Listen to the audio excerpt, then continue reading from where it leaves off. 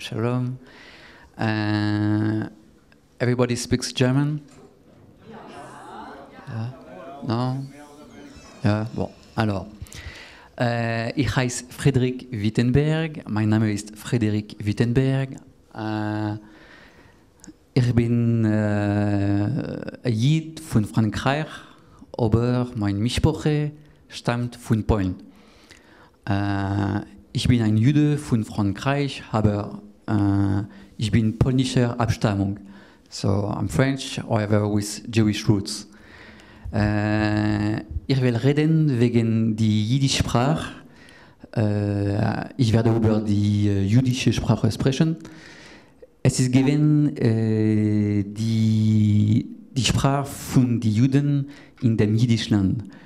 Es war die Sprache der Juden im Osteuropa. Aber was ist Jiddisch? Was ist Jiddisch? Jiddisch ist ein bisschen auf Deutsch, ein bisschen auf Lashon Kodesh und ein bisschen auf Russisch, Polnisch, Französisch. Jiddisch ist eine Mischung zwischen Hebräisch, Deutsch und anderen Sprachen wie Russisch, Polnisch und ein bisschen Französisch. So it's a mix of many languages. Die seinen Unterschieden und Ähnlichkeiten mit Deutsch, mit Hebräisch und mit slawischen Sprachen. Also wir können sehen, als das große Teil von Jiddisch stammt von Deutsch. 75% und ein bisschen von Hebräisch und anderen Sprachen. Also wir wissen nicht pünktlich wie viel, aber es ist eine Idee. Wir wissen nicht genau, aber es ist eine Idee, ungefähr. So we don't know approximately the percentage, however it gives an idea. Von wann stammt Jiddisch und wird geredet Jiddisch? Der größte Spezialist von der jiddischen Sprache, Max Weinreich, meint, als Jiddisch ist geboren geworden zwischen Frankreich und Deutschland.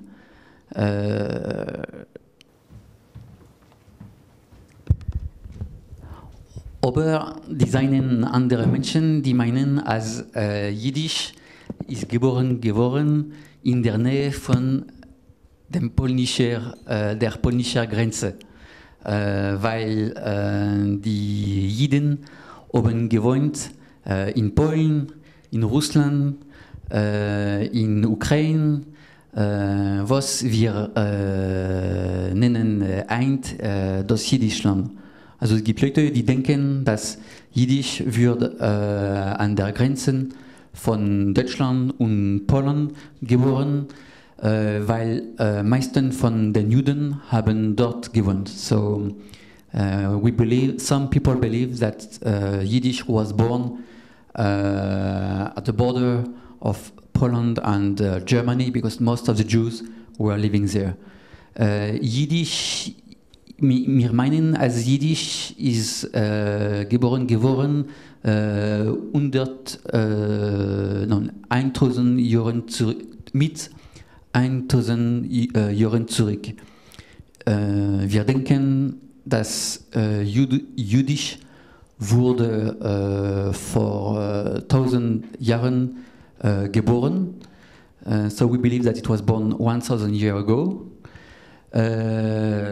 Und Jiddisch ist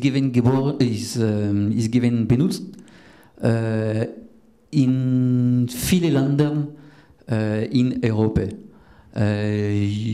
Jiddisch wird benutzt von den Juden in vielen Ländern in Europa. It was used by many Jews in many countries in Europa. also in Marav Europe, West-Europa, West Europe und Mizrach Europe, Osteuropa. Später Stalin hat gewollt zu gründen ein Land für die Juden in Birobidjan. Birobidjan ist an der Grenze von China und Russland. Später hat Stalin probiert, ein Land für die Juden zu bauen in Birobidjan. Und Birobidjan ist an der Grenze von Russland und China. Eins ist noch Jiddisch die offizielle Sprache von Birobidjan. Heutzutage ist noch Jiddisch die offizielle Sprache von Birobidjan. Aber Revadai, es ist bloß ein kleiner Teil von Jiden in Birobidjan, 10%. Ein großer Teil, ein großer Helek ist schon weg, kein Israel geflogen. Natürlich sind die Juden in Birobidjan eine Minderheit, 10% ungefähr, weil ein großer Teil ist nach 1989 nach Israel geflogen und dort eingewandert. So Stalin tried to establish the country for the Jews in Birobidjan, where Yiddish is the official language still. However, nowadays only 10% of the population speaks Yiddish because the majority left the country after the end of communism in 1989. Also in Geld, wir haben eine Idee auf wo haben gewohnt die Jiden. Jetzt haben wir eine Idee auf wo haben die Juden gewohnt. We have an idea where have lived the Jews, and wir nennen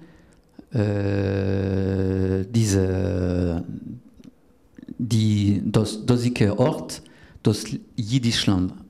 Wir nennen dieses Ort das Jiddischland. Aber was ist das Jiddischland?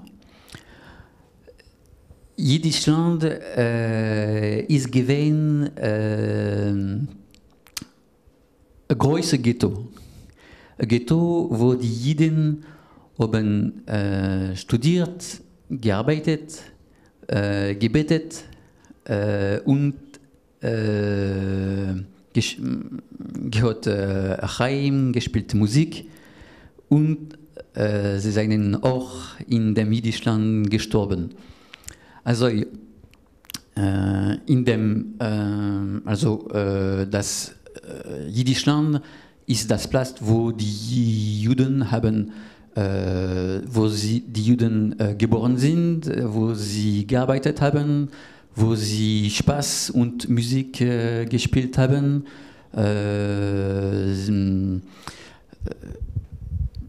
Das Ort, wo sie gebetet haben und das Ort, wo sie gestorben sind. Oben kennen, so the Yiddish land is a place where the Jews were born, were raised, they were raising their kids, they were teaching their kids and teaching religion and other how should I say, general stuff, like mathematics, Latin, whatever, where they had life, playing music, writing books, and praying, and this is the place where, unfortunately, they died. Also hier oben, wir können sehen, Rabbi mit 2 Kindern. Wir können sehen, einen Rabbi mit 2 Kindern.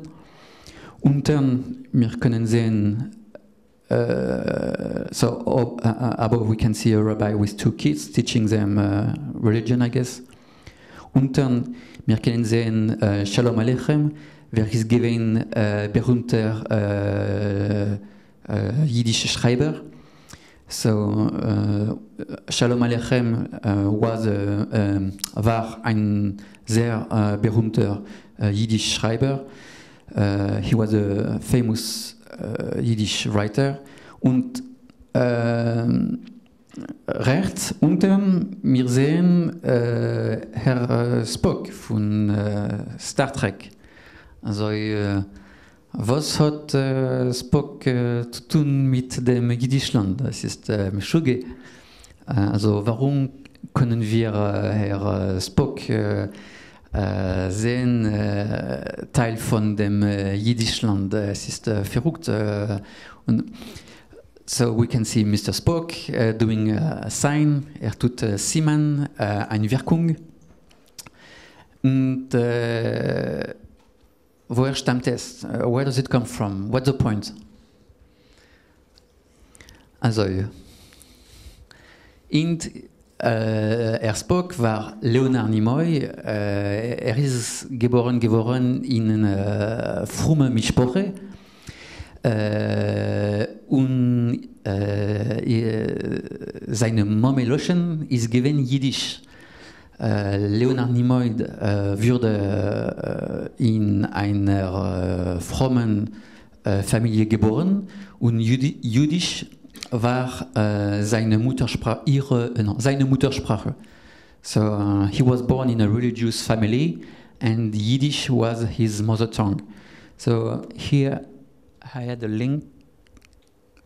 No, es funktioniert nicht, aber auf YouTube wir können sehen, Leonard Nimoy, der redet Jiddisch, Shakespeare auf Jiddisch und er erklärt, woher stammt seine Mischproche und für was hat geredet Jiddisch in der Heim. Also in dem Video Leonard Nimoy erzählt, warum hat Jüdisch gesprochen, woher stammt seine Familie und so weiter. So he explains why he was a Yiddish speaker in the video on YouTube where he's translating Hamlet von Shakespeare in Yiddish for 10 seconds. And the rest of the video is in English. Also, unter wir können sehen Zeichnungen. Es kommt von der jiddischen Mystik. It comes from the Jewish mystic, Kabbalah. Madonna hat probiert zu studieren Kabbalah, aber es ist sehr kompliziert. So Madonna came to Israel a few times and in order to study Kabbalah, because she's studying Kabbalah in the US, but it's very complicated. Auf die Finger, wir können sehen jiddische Osjes und jede Ort hat Kesher mit einer Nummer. Auf die Finger wir können sehen jüdischen Buchstaben und jeder Buchstabe ist mit einer Nummer verbunden. So of the fingers we can see Jewish letters and each letter is related to a number. And from these numbers the Jews made a lot of they imagined a lot of things on stories. This is Kabbalah. So I will not go deep inside because I don't know not that much about it, but verstehen wir besser, für was Spock tut das Siman. Jetzt verstehen wir besser, warum hat Herr Spock diese Wirkung gemacht. Now we understand better why Spock was doing this sign. It was coming from his own education. Also, das Jiddisch Aleph Beis. das jüdische Alphabet. Und ich habe es auch geschrieben auf Griechisch. To Esraiko Alpha Beto. Also Alphabet, Aleph Bet auf Hebräisch, Aleph Beis auf Jiddisch, Alpha Beta auf Griechisch. Wir können sehen, wie es ist effizienter zu schreiben mit Druckerei Ossius und mit Briefen Ossius das Alphabet. Wir können sehen, wie ist es möglich, das jüdische Alphabet mit Druckbuchstaben und mit Kursivbuchstaben. Es ist fast das gleiche. Auf der rechten Seite ist es auch möglich, aber es ist kleiner. In der Mitte, wir lehnen Che. In der Mitte, wir können Che lesen. Und we can see in the middle we can read Che. Und das Wort ist Chainik. Chainik stammt von Russisch. So it's a boiler, but in Yiddish they were using a Russian word for boiler, Chainik, und Fisch. Die Zeitung heißt Der Blatt, und Blatt is a shift. Es ist given a Zeitung in dem Jiddischland.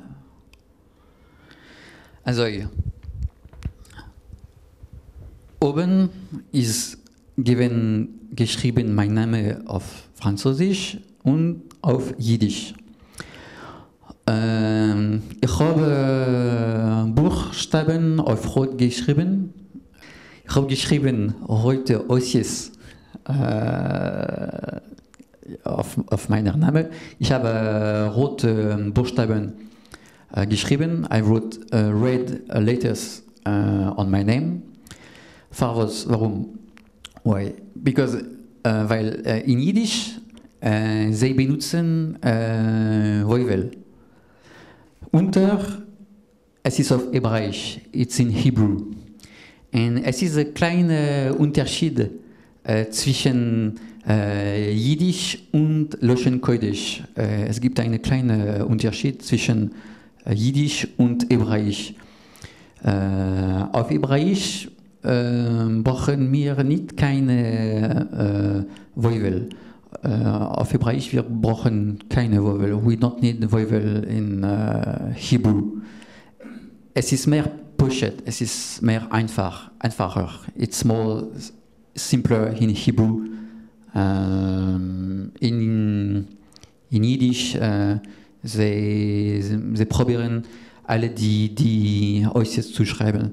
Auf Jiddisch sie probieren alle die Buchstaben zu schreiben. In Jiddisch sie try to read each letter.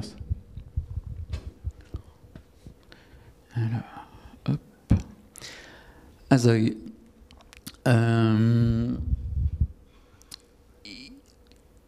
wir können sehen einen Text, was ist geschrieben auf Ladino. Ladino hat nichts zu tun mit Jiddisch, aber Ladino ist auch gewesen eine Sprache für die Jiden, die haben gewohnt in Zafon-Afrika.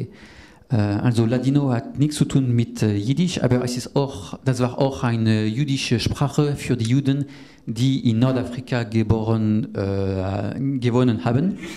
So Ladino has nothing to do with Yiddish, but it was as well a language used by the Jews living in North Africa, Spain, Portugal, Greece. Und auch in Ladino designen ein paar Wörter von Hebräisch. Es ist ein großer Teil auf Spanisch, aber altes Spanisch. Ladino is made of Old Spanish with some Hebrew words. Und einmal habe ich auf dem Radio gehört ein Programm auf Ladino mit zwei Chaverim von Spanien. Und sie haben verstanden, aber sie haben gemeint, aber es ist schlecht Spanisch. Also einmal habe ich ein Programm auf Ladino gehört mit zwei Freunden von Spanien. Sie haben alles verstanden, aber bemerkt, dass es schlecht Spanisch war. So I was with two friends listening a program in Ladino with two friends of Spain, and they could understand everything, but they were convinced that it was bad Spanish. Also ich habe gesagt, es ist nicht Spanisch, es ist Ladino. I said it was not Spanish, it's Ladino, it's eine andere Sprache. Farvos habe ich gezogen das Bild von Ladino, weil Efscher als in Jiddisch seinen ist benutzt ein alt Deutsch mit einem anderen Akzent.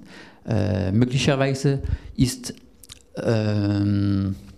alte Deutsch für Jiddisch benutzt. Wie ist es für Ladino? Probably is Yiddish using Old German as Ladino is using Old Spanish.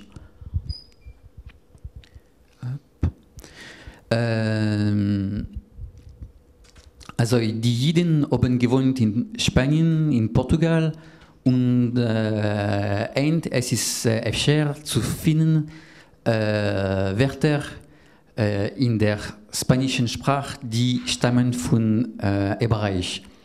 Heutzutage, also die Juden haben in Spanien und Portugal gewohnt für lange Zeit und heutzutage ist es möglich, hebräische Wörter in den spanischen Sprachen zu finden. So the Jews used to live for a very long time in Spain and Portugal, so we can find sometimes some Hebrew words in the Spanish language. Here, des Maslado, unglücklich, unlucky, and you can find Mazal. Mazal means chance, and in Yiddish, Schlimazal comes from schlecht, bad, and Mazal, luck. So Schlimazal dik or Schlimazal, it's someone who is unlucky. So this guy is very unlucky because he fell down from the plane and he will be weighted. Auf Spanisch ist es auch öfter zu finden der Name Chaim. Und Chaim, das meint Leben. In Spanish, it's possible to find the first name Chaim. And in Hebrew as well, you can find this name, and it means life. Also, unterscheiden. Auf Jiddisch, die Grammar ist sehr poschet. Das Grammar ist sehr einfach auf Jiddisch wie auf Englisch. Ich will kaufen Brot, I will buy bread. Auf Deutsch, es ist ein bisschen mehr schwieriger. In German it's a little bit more complicated. Ich werde Brot kaufen. Das zweite Verb liegt am Ende. The second verb is at the end of the sentence. In Yiddish es ist wie auf Französisch oder auf Englisch. Andere kleinen Unterscheiden, wir oben, wir haben. Vadai, die seinen viel mehr unterscheiden, aber ich habe gewollt, Leute zu geben eine Idee. Natürlich gibt es mehr Unterschiede, aber es ist nur ein Beispiel. So more differences, of course, but just wanted to give short examples. Few others are coming. Also, bon. Ja, wir können alle sehen, sehr gut. Also, in Frankreich, wir lernen Deutsch mit Nominativ, Akkusativ, Dativ, Genitiv. In Deutschland es ist Nominativ, Genitiv, Dativ, Akkusativ, Maskulin, Neutral, Feminin, Plural. Aber in Frankreich es ist Maskulin, Feminin, Neutral, Plural. Also, die größten Unterschiede sind das, es ist das auf Jiddisch, den existiert nicht, es ist dem, später noch einmal das. So, für das Dativ, Denn nochmal, es existiert nicht, also es ist die. Genitiv, es ist nicht kein Genitiv auf Jiddisch. Wir haben kein Genitiv auf Jiddisch. Also wir benutzen das Präposition von auf Deutsch. Von dem, von der, von dem und von die.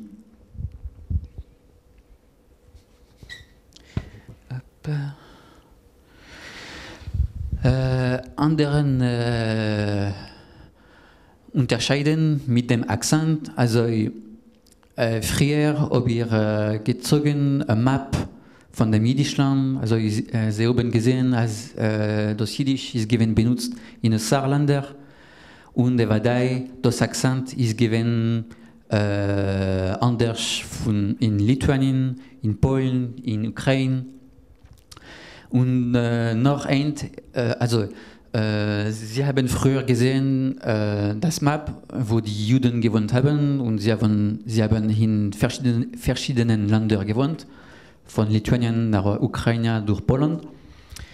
So the Jews used to live in many countries, therefore many accents. Und noch es ist eine Milchome zwischen Juden von Litauen und Juden von Polen.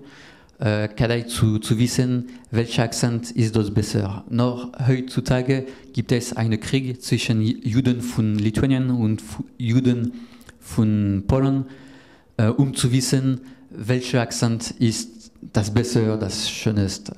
So still nowadays there is a war between Jews coming from Lithuania or from Poland in order to know which accent is the real accent, the best accent. Also Brück, Brick, was ist das, was ist das, oben, wir haben es gesehen, Sonntag, Sonntag, Montag, Montag und so weiter, Mittwoch, das bleibt.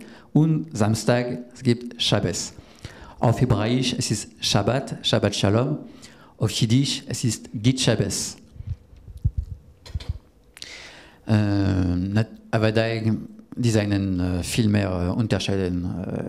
There are many other little differences. Hier, wir können sehen, als das heute die geht weg, das Buchstabe D geht aus. Zum Beispiel auf Deutsch mein Bruder und meine Schwester. Auf Jiddisch, das klingt mein Bruder und meine Schwester.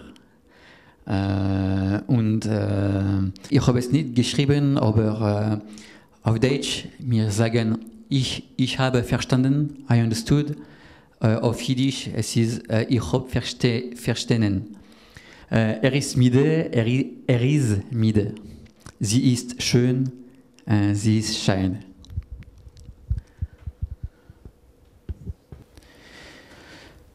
Ja, anderen Veränderungen. Dorf wird Städtel, also auf Deutsch es ist Stadt, aber Stadt meint ein großes Dorf. Wir haben Stadt auf Jiddisch, aber das Städtel, es ist wirklich das kleine Plätzl. Städtel means really village. It sounds like Stadt, aber it's not Stadt, it's not city. Städtel ist, wo oben gewohnt die Jiden zusammen in dem Jiddischland.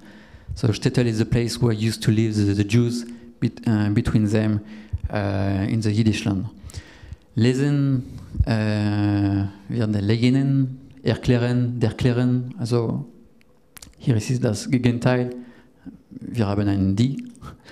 Gestern, yesterday in English, Nachten, auf Jiddisch, Nacht means night in German. Also es ist wie auf Englisch, ein Kind, ein Elefant.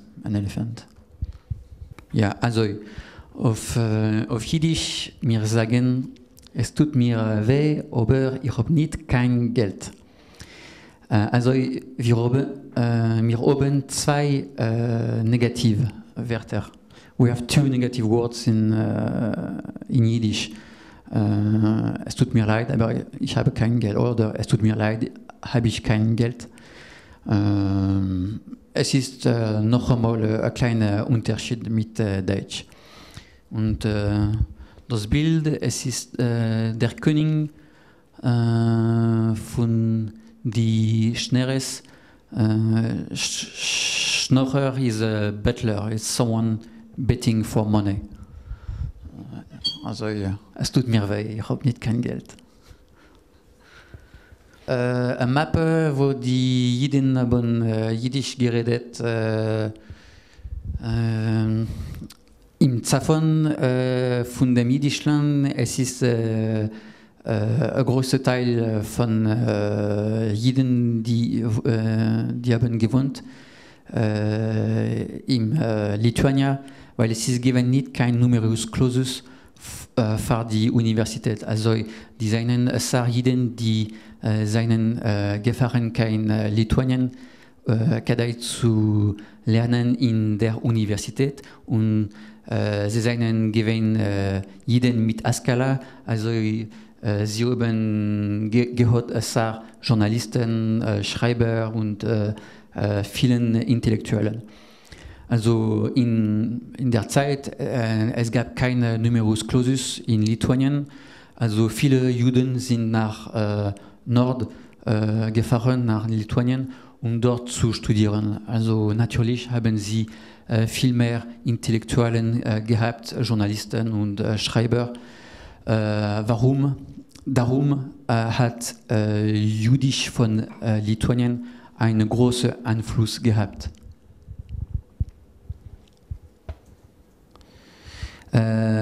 In Berlin es ist gewesen auch eine große jüdische Kehle und noch ein ist es öfter zu hören in dem Jargon von Berlin jüdische Wörter. Noch heutzutage, also es gab eine große jüdische Gemeinde in Berlin und noch heutzutage ist es möglich, jüdische Wörter zu hören in dem jüdischen Jargon. So Berlin used to welcome many Jews and still in the local jargon, is it possible to see words coming from Yiddish like Mishuge, crazy, verrückt, oder Mishpoche, Familie.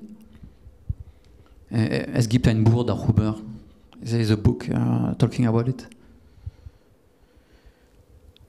Also, wie ihr habt es gesagt früher, mit 200 Jahren zurück haben beschlossen, die Jiden zu befassen, standardisierte Klarsprache Jiddisch, Jiddisch für alle die Jiden. In Lituanien haben die Juden probiert, ein standardisiertes Jüdisch zu machen, das jüdische Sprache mehr klar zu tun. So the Jews from Lithuanian, they tried to create standardized Yiddish to make sure that all the Jews would speak the same Yiddish. Die Bilder seien Bilder von Vilna in Lituania, wo die Jiden haben gewohnt und gearbeitet. Wir kennen sein polnisch Wort Sklep, das meint shop. So the Jews have lived in Vilnius in Lithuania, as I was saying before, where they had a big influence, and we can see that some remains from the Jewish life in Vilnius. And on the left side, you can see a Polish word sklep, which was used by both Jews and locals. Und es ist noch öfter zu studieren Jiddisch in Vilna, in dem Yiddish Institute. So it's still now possible to study Yiddish in Vilnius. Also les Familles, die seinen Wörter, die seinen benutzt, auch in Jiddisch, auch in Hebräisch. Manchmal sind Wörter, die auch auf Jiddisch, auch auf Hebräisch von Deutsch benutzt sind, wie Nekema. Nekema, das bedeutet Rache, Revenge. Hier wir kennen Lehen Jiden Nekema, Juden Rache, Jews, Jewish Revenge. Es ist ein Jid, der hat geschrieben in Auschwitz diesen Satz. Es ist ein Jude, der hat diesen Satz auf der Mauer in Auschwitz geschrieben. So a Jew wrote this sentence on a wall in Auschwitz. Jews ask for revenge. Also sehr oft ist das Wort Nekema benutzt, aber manchmal auch Rache in dem jiddischen Literatur. Ein kleiner Regime von hebräischen Wörtern, die seien benutzt auf Jiddisch, eine kleine Liste auf hebräischen Wörter, die sind auf Jiddisch benutzt. So little list of words which are used in Yiddish coming from Hebrew. The list could be much more longer, but I just pick up a few examples. Sie werden sehen, als das Akzent ist ein bisschen anders. Das Akzent ist ein bisschen anders als auf Hebräisch. The accent differs a little bit. Efshar, Chodesh, Chadosh, Chatuna, Chasene, Israel, Shabbat, Shabbos. Dann es ist ein bisschen kompliziert. Schul auf Deutsch, es ist School. Aber Schul auf Jiddisch, es ist Synagogue. I would say it in English because otherwise it's too complicated. There are two kinds of schools: school for religious people or school for non-religious people. So when you are talking about a school, you are talking about Welterschule. When you are talking about religious school, it's cheder. But cheder, it means room in Hebrew.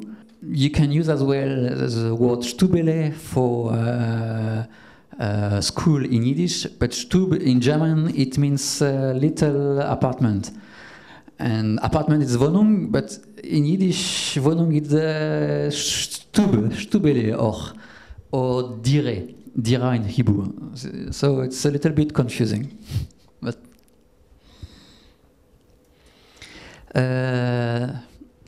auch mit die Wörter Vetter und Mumme, wir können denken, als Vetter ist Vater, wie auf Deutsch, aber es ist nicht, es ist Onkel, und Mumme, es ist Aunt. Vater, es ist Tate, wie auf Polnisch, und Mame ist Mame. Beisolem, yeah, Volkshaus, aber Beisolem is Friedhof cemetery, so not a house for everybody, unfortunately, a place for everybody. Und es ist das Sof, Regime von Bilder mit Wörtern, die kommen von Hebräisch, von Polnisch, von Russisch, von Französisch, von Italienisch, also Chatuna, Chasene, Brit, Bris, Israel, also die Wörter kommen von Hebräisch. Und jetzt Yarmulke. Was ist Yarmulke? Es ist ein Kippa. Das Wort stammt von Polnisch. Shikse, also was ist Shikse? Shikse, es ist ein Mädel, was ist nicht Jid oder Gesselmädel. Ein Mädel mit nicht guten Meinungen. Schickse ist ein Mädchen, das ist nicht Jüdin und die nicht sehr sympathisch, sehr interessant. So Schickse is a non-Jewish woman that you should avoid. Wewerke, der Eichhörnchen auf Deutsch. Also Wewerke stammt auch von Weworka, polnisch Wort. Schischke, polnisch Wort. Wąsy, wąsi auf Polnisch. Tate, Mame. Maranch, also in dem Wort Pomeranchowi, wir kennen den Maranchen lehen. So in the word Maranch we can read Maranch in the Polish word as well. Chemodan, also Chemodan, es ist Suitcase.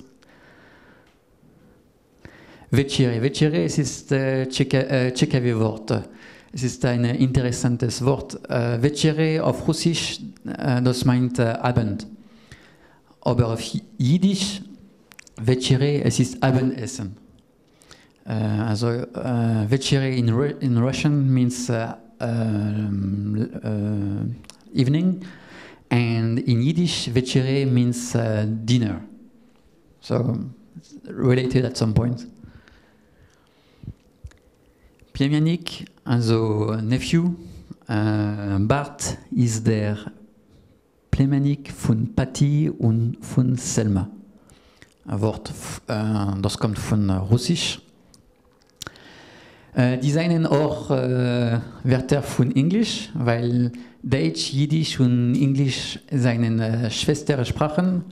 English, German and Yiddish are sisters. And French, mit French seien Cousinen. Also, Napoleon ist gewesen im Mitteleuropa, nicht als Tourist. Napoleon war im Osteuropa, aber nicht als ein Tourist und hat sicherlich einen großen Einfluss für die Juden gelassen. Napoleon used to be in the area where were living the Jews, and he let a big influence probably for the Jews, because in France as well he did a lot for them. Also Baccalaureat. Das Wort Funktionär, Beamter, es ist wie das Wort Nekema. Wir haben auf Französisch und auf Deutsch. Syndikat, also es ist gewesen das berühmte Linkspartei der Bund in Polen in der Zeit von dem Jiddischland. 100 Jahren mit 100 Jahren war das politische Bewegung der Bund sehr berühmt in Polen und sehr stark. So 100 years ago was the trade union movement der Bund, very strong and powerful in Poland. Trottoir, noch französisches Wort, also es ist ein Bild von Trottoir in Berlin, wo haben gewohnt Jiden. And it's a picture of Berlin street, walkside, and we can see two golden stones. It means that this couple used to live in the building and were deported to Treblinka, in this case. Chaussee, plage. Ein italienisches Wort, Stiefel auf Jiddisch, Stiefel auf Deutsch, Stivale in italiano. Und entweder redet Jiddisch, also die Jiden, die reden Jiddisch, seien frommen religiöse Menschen, aber die seien auch junge Menschen, die probieren, wie ich, zu lernen Yiddish. So most of the population nowadays who speaks Yiddish is a religious population. However, the new generation tries to keep Yiddish alive. Ah, sehr gut. Mazel tov. Mameluschen? Ah, bon. Also wir haben ein Beispiel, ein lebendig Beispiel. Ist Jiddisch geredet in New York, in Montreal, in Toronto, in Amerika und in Jerusalem, ein bisschen in Paris und Jerusalem in Mea Shearim. Mea Shearim, es ist eine religiöse Schrone, es ist ein religiöser Vorteil. Mea Shearim, das bedeutet 100 Tore. Tor? Ja. Tür, 100 Türe. Aber wir können sehen die Unterschiede zwischen Deutsch und Jiddisch. Es ist sehr pochett zu verstehen. Es ist sehr einfach zu verstehen, very easy to understand. Noch ein mein Sohn. Was bist du also traurig, noch ein mein Sohn? Warum bist du so traurig, noch ein mein Sohn? Ich habe liebe schöne Mädel, Tateniu. Tateniu kommt von Polnische. Und wer ist das Mädel Suneniu? Und wer ist dieses Mädel, mein kleiner? Es ist ein feines Mädel, Tateniu. Es ist ein feines Mädel, lieber Vati. Und wie viel gibt sie Naden Suneniu? Naden, es ist Dowry, la dot en français. Kein Nadet gibt sie nicht, Tateniu. Sie hat keine Mitgift, lieber Vati. Also Sie können sehen, kein, nicht, noch einmal. Zweimal negativ. Es gefällt mir der Sider Suneniu. Sider kommt von Loshen Kodesh, von Hebräisch. Man fragt bei dir kein Dayes, nicht Tateniu. Dayes, es ist auch ein hebräisches Wort. Ich will nicht kommen auf deine Chasene Suneniu, Chasene Hebräisch. Wir kommen zum Bris, Tateniu, Bris noch Jiddisch Wort, Hebräisch Wort. Und wenn ist die Chasene Suneniu, und wenn wird die Hochzeit sein, mein Kleiner, ich will schicken dir das Einikel Tateniu. Oh, noch ein Kind, mein Sohn, oh, noch ein Kind, mein Sohn. Voilà, et danke.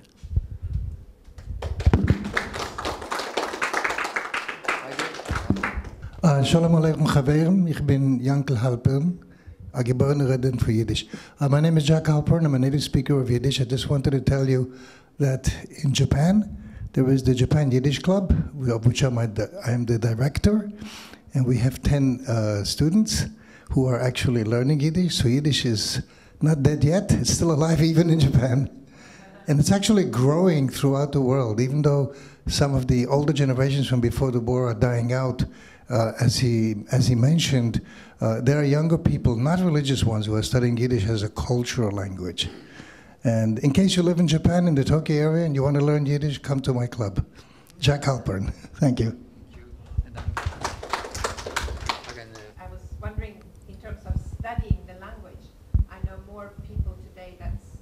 Sorry. As such, than study Yiddish, yes. So is there many more people who learn Hebrew today than Yiddish? Yes, because Hebrew is the official language in Israel, and many Jews move to Israel for short or longer time, so they really need Hebrew, and Yiddish nowadays, unfortunately, is rarely spoken as a Mamelution, as a mother tongue. In families, so it's more to keep a track or a link with our ancestors, and for fun. Hebrew, you really need Hebrew for work. Yiddish, unless you work in Belgium, in Brussels, and deal with diamonds, you don't need Yiddish, unfortunately. But do you think the language will survive? It will survive, however, with so many Chinese speaking Chinese. So.